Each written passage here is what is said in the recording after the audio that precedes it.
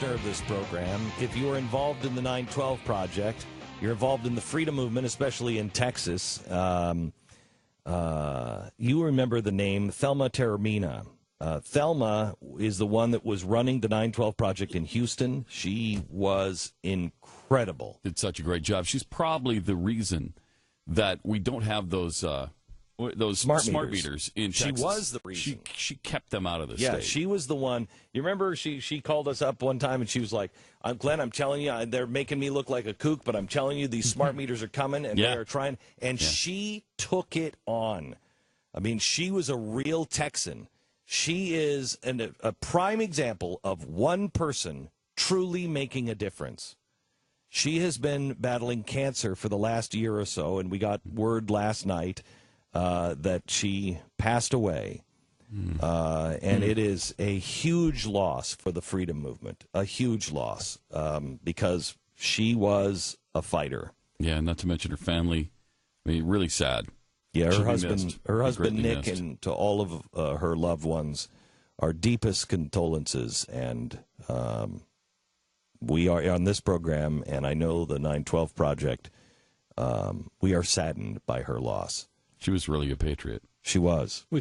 She was a difference maker. Yeah, we focus a lot about the sort of political end of things and how, culture and all the things that we talk about on a daily basis. But the 912 Project in particular has really been an organization that has been built around a really tight community. I mean, these guys are constantly in touch with each other. They work together on so many different things. They love each other. This is really tough. So our condolences and our thanks to Thelma for years of service. Good job, good and faithful servant.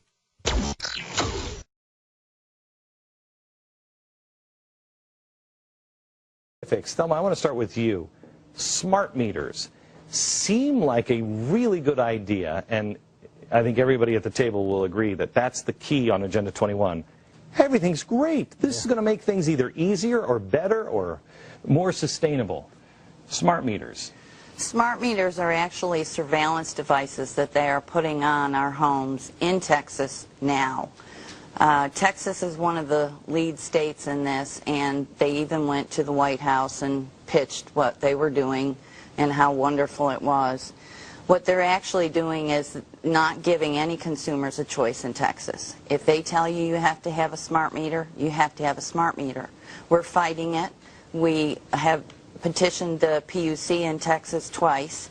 They have denied us public hearings, and now we have an appeal that's in the courts to push for that public hearing because the information needs to get out to the majority of people that are in Texas. Why? Because this is the part that people will say, oh, that's a conspiracy theory, smart meters are a surveillance device. Well, with smart meters, eventually the appliances are going to have chips in them that actually will talk to the smart meters. Many of them already do. Yeah, they're already manufacturing them.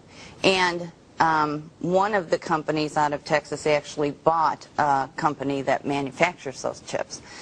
In addition to that, they can tell which appliances are running at any given time, even now without the chips. They can tell that. They can tell how many people are in the home at any given time by the appliances that are running. They have already started by letting individuals know to do their washing at night rather than during the day because they're using too much power. They've also notified people that their power usage is more than their neighbors, and they want to know why, and have told them, and it's on their bills, that they are monitoring that power usage every single month. And in addition to that, there are health concerns. There are health concerns with this. And Europe, some countries have already banned them because of the health concerns. And more, the information is coming out how all this wireless communication that we do have, because the Texas meters are wireless. They aren't hardwired. And it's a two-way communication. Hackers can get your information because it's pulsing every 15 minutes into the atmosphere. And it lets you know also when people are home and when they're not home. That's right. Yeah. And how many are in the house. Okay, so I have a story from the Daily News, and this was, I think, about a year ago. Somebody trying to install a smart meter at your house.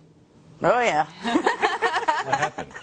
Well, what actually happened, and I don't, here's the thing. I want everybody to understand that you don't chase installers off of your property with a gun. But what happened to me is I told the gentleman that I was not going to have a smart meter put on my home. He insisted that he was going to. And what actually happened was he assaulted me on my own property when I was standing in front of my meter. He shoved me out of the way 7 times. So I went to call the police, and then I thought, well, that's kind of crazy. I have my gun. I have a CHL license, so we'll just get him off with that. You're in Texas. Yeah, I'm in Texas. Do you have a smart meter on your house? No, I do not. Yeah, good for you. I'm one of the few who do not. Council-wide. Mimi, tell me, they're planning, they have a 25-year plan in the Bay Area. And tell me about that. It's called the One Bay Area Plan, or Plan Bay Area. And when I started the 912 group and decided I was going to go after Agenda 21 issues, I was looking for it. And all of a sudden I read about this plan, and it doesn't say Agenda 21 in the plan. It talks about sustainable community strategies. But it is, in fact, Agenda 21. And so it's a 25-year plan. What they're trying to do is, at a regional level, dictate to all of the 109 cities in the Bay Area exactly where they should put housing, what kind of transportation they should have. They're also dictating what mix of demographics you should have in your area. So they're coming to each city and they're saying you have to have... How are you doing that? That sounds like, that sounds like Walt Disney's original Epcot, where you'd say, I need this color and I need this age to live here. How do you do that? Yeah. They're doing it. And they're doing it in Houston. Overlay just happened in Dickinson, Texas. They're doing it in Dallas. They've done it in Austin. It's been going on. When you have it going in Texas, I understand the Bay Area, and I understand Portland, Oregon, but when it's happening in Texas, you got real problems. It's everywhere. Houston, Texas, and Austin, Texas are test cities. They've been involved in this for 20 years. It is really bad, really, really bad.